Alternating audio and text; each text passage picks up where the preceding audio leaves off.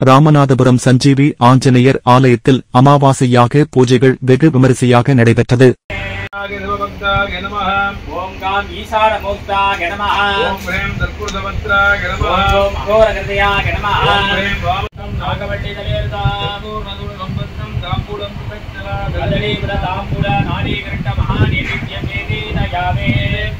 ராமநாதபுரம் அருகே பேரா கண்மாய் கரையில் அமைந்துள்ள ஸ்ரீ சஞ்சீவி ஆஞ்சநேயர் ஆலயத்தில் அமாவாசையை முன்னிட்டு சிறப்பு யாக பூஜைகள் நடைபெற்று பால், பன்னீர், இளநீர், சந்தனம் என அபிஷேகங்கள், ஆராதனைகள் வெகு சிறப்பாக நடைபெற்றது.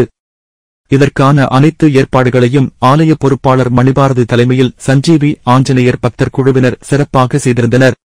இதில் ஏராளமான பக்தர்கள் கலந்து கொண்டு தரிசனம் செய்தனர். அனைவருக்கும் பிரசாதங்கள் வழங்கப்பட்டது.